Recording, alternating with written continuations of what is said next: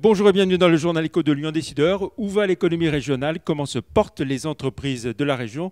On en parle dans un instant avec Christian Jacques-Béret, directeur régional de la Banque de France, notre invité cette semaine. Mais tout de suite, quelques infos en bref à retenir dans l'actualité économique de ces derniers jours. Et tout d'abord, les prix de l'immobilier qui n'en finissent pas de grimper à Lyon.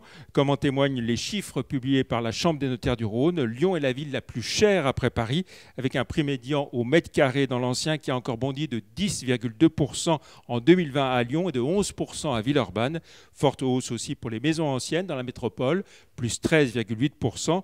Même tendance dans le neuf avec un prix moyen au mètre carré à presque 5 800 € à Lyon, chiffre qui dépasse les 8 200 dans le 6e arrondissement. Le prix de l'immobilier a tout simplement été multiplié par 2 en 10 ans. Bexley, la marque lyonnaise de chaussures et de prêt-à-porter masculin, se porte bien. Les ouvertures de boutiques vont se poursuivre en 2021 avec 4 ouvertures annoncées en attendant des développements à l'international en 2022. Bexley, qui a été racheté par le fonds d'investissement LBO France fin 2017, s'appuie sur 500 références, moitié en chaussures et sneakers, moitié en vêtements. En 2020, elle a maintenu son chiffre d'affaires à 40 millions d'euros avec 50% de ses ventes sur le web. Un nouveau nom pour Messelec Composite qui parachève sa transformation en profondeur en s'appelant désormais Alteora. Le groupe ardéchois compte bien prendre sa part de la révolution industrielle 4.0. L'an dernier, son activité a reculé de 11,7% à 25 millions d'euros et un résultat d'exploitation à zéro. Alteora compte 500 clients à l'international. Salon de l'auto de Lyon, il est à son tour reporté de fin septembre 2021 au printemps 2022, du 7 au 11 avril très précisément, avec l'assurance que 100% des marques les plus représentatives seront présentes. Les visiteurs pourront découvrir en 5 jours 300 modèles à l'essai dans la foulée du Salon de Genève. Enfin, le chiffre du jour, 1 million d'euros, c'est ce que va recevoir la ville de Villeurbanne de la part de l'État et de la Caisse des dépôts après avoir été désignée comme la première capitale française de la culture en 2022. 29 villes étaient candidates, 29 villes de 20 000 à 200 000 habitants et 9 s'affrontaient en finale. Villeurbanne avait placé sa candidature sous le signe de la jeunesse.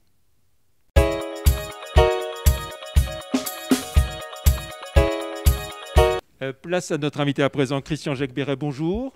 Bonjour Jean-Pierre. Merci d'avoir accepté notre invitation. Vous êtes donc le directeur régional de la Banque de France. Alors, première question, le 3e confinement annoncé hier par Emmanuel Macron va-t-il lourdement freiner et retarder la relance des entreprises dans la région Auvergne-Rhône-Alpes? Alors je ne sais plus si vous parlez de confinement ou pas confinement, mais en tout cas pour nous ce sont des restrictions sanitaires qui ont pris diverses formes et qui sont bien évidemment toujours pénalisantes pour l'économie. Je me demande si ce 3e épisode va peut-être ressembler un peu au second, c'est-à-dire quand même le premier était particulièrement sévère et particulièrement paralysant pour l'ensemble de l'économie avec des chutes d'activité qui étaient très importantes. Là, d'abord, les mesures sont différentes. Et deuxièmement, les entreprises, malheureusement, et les particuliers aussi, et les consommateurs ont pris l'habitude de restrictions. Et donc, il y a une certaine organisation qui se met en place et qui laisse à penser que les entreprises résistent mieux. Elles l'ont montré d'ailleurs jusqu'à présent, grâce, il faut bien le dire, aux aides massives de l'État, mais tout de même, elles ont montré une certaine résilience, particulièrement dans la région. Est-ce qu'il faut s'attendre néanmoins à un rebond qui sera moindre que celui qui pouvait être envisagé il y a quelques semaines?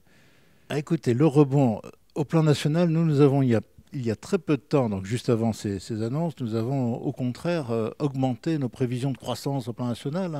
Nous étions à plus 5% pour les 2 années qui viennent et nous sommes passés à plus 5,5%, ce qui est important en termes de macroéconomie. Et au plan régional, nous avions des prévisions qui avaient été faites au tournant de l'année, en tournant de l'année 2020-2021, lors d'une enquête que nous produisons auprès de 4300 entreprises de la région, ce qui est quand même pas mal.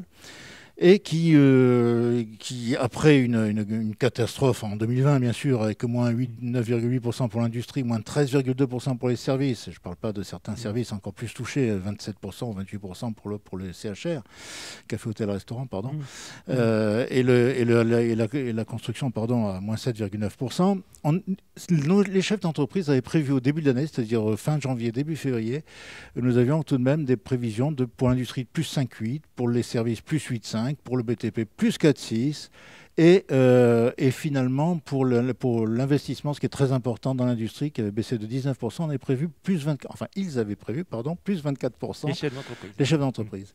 Et finalement, enfin jusqu'à tout récemment, ça se réalise tout de même, puisque je prends par exemple l'industrie, situation actuelle, juste avant ces annonces, c'est quand même 78% d'utilisation des capacités de production dans l'industrie en Auvergne-Rhône-Alpes, pour une moyenne de long terme qui est de 79%. Ça veut dire que les entreprises tournent à 78% de leur capacité totale de... se rapprochent de leur moyenne de long terme, voilà, ce qui prouve un bon rétablissement. Et alors, ce qu'il faut dire aussi, c'est que les mesures décidées par le gouvernement ont bien amorti le choc quand même. Elles ont été très utilisées. Je pense notamment, bien sûr, aux prêts garantis par l'État, les fameux PGE, et puis les mesures de chômage partiel. C'est un véritable bouclier, un bouclier économique, un bouclier de trésorerie qui a été fait et qui a eu deux vertus. Pour les entreprises, il leur a permis de supporter le choc.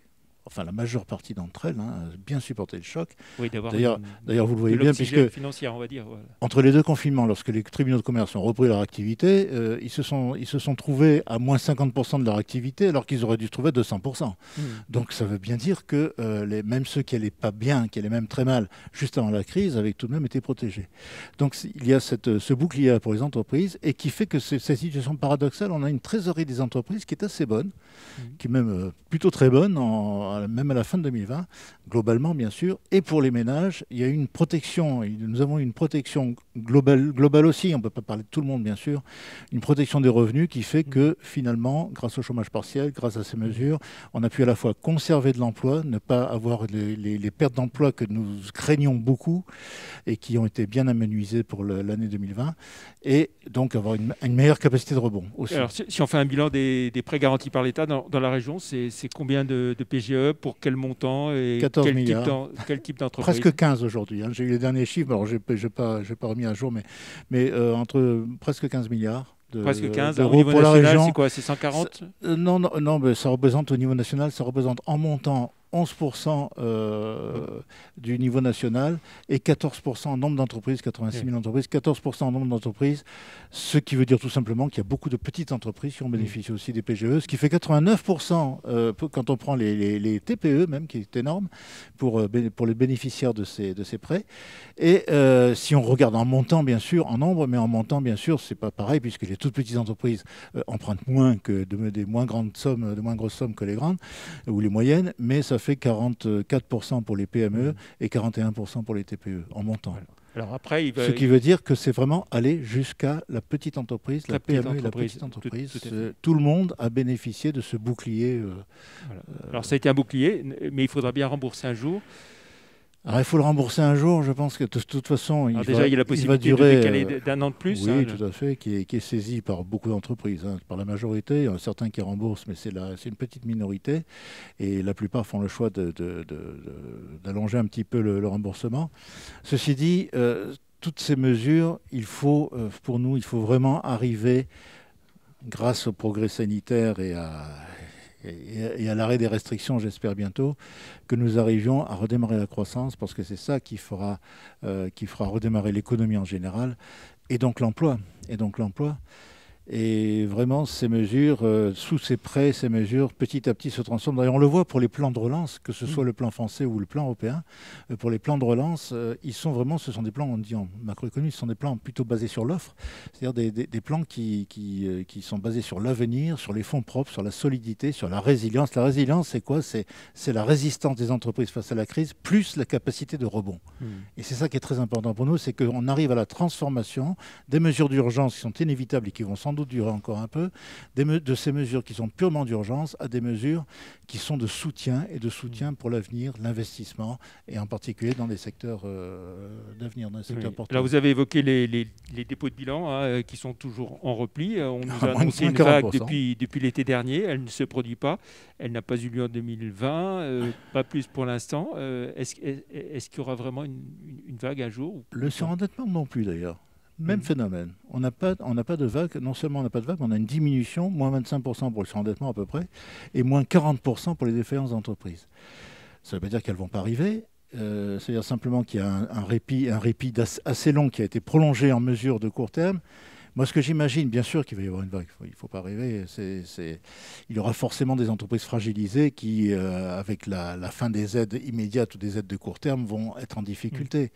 Vague, je ne sais pas si ce sera sans doute une vague, peut-être pas un tsunami, en tout cas c'est bien ce que j'espère. Et je fais même un petit pari qui est tout à fait personnel à l'observation, c'est de me dire que l'addition de toutes ces mesures temporaires, je n'y croyais pas avant, d'ailleurs je me disais ça fait vraiment beaucoup de perfusion, beaucoup de temporaire, mais je me rends compte, comme pour les particuliers d'ailleurs, que l'addition de ces mesures temporaires finit par donner une chance de plus à un certain nombre d'entreprises et de ménages de rétablir leur situation, de s'adapter, de se reconvertir un peu, de réduire la voilure, de restructurer, de se diversifier. Et beaucoup ont déjà réussi cette transformation en partie, ont vite pris le tournant, ceux qui ont pu au début de la crise sanitaire, et d'autres l'ont fait dans le temps. Oui. Vous évoquiez le surendettement qui est plutôt en baisse des ménages. Moins 26,7%. La distribution des crédits continue à augmenter malgré les restrictions, le tour de vis qui avait été donné, les instructions des crédits, début 2020.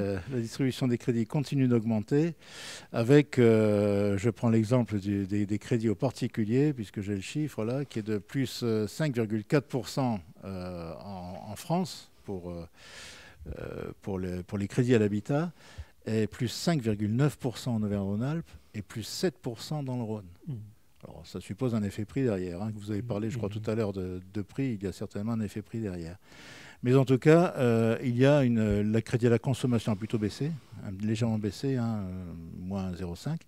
Mais les crédits à l'habitat ont augmenté, bien sûr, parce que ce sont des opérations qui sont poursuivies, parce qu'elles peuvent se faire à distance avec de nouvelles méthodes maintenant, comme les notaires ont pu l'expliquer il n'y a pas si longtemps. Et l'appétence du français pour l'immobilier reste toujours aussi forte. Alors, pour finir, en quelques mots, très rapidement, confiant pour cette année 2021 ? Je pense que nous allons encore souffrir jusqu'à la fin du premier semestre, probablement, surtout avec les restrictions sanitaires qui ont dû augmenter par le développement du virus, tout simplement.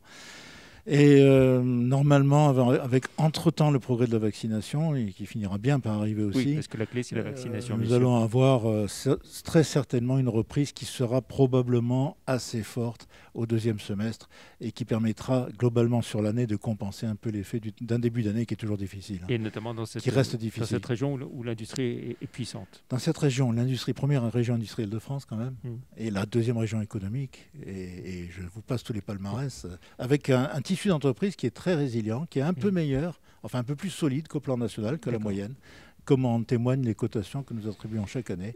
Et quand on regarde l'échelle, on s'aperçoit qu'Auvergne-Rhône-Alpes est plutôt bien servi dans cette qualité. Merci beaucoup, Christian Jacques-Béret, d'avoir été notre invité cette semaine. Très bon week-end. On se retrouve la semaine prochaine pour un autre Journal Éco. Merci, au revoir. C'était un plaisir, merci. Merci.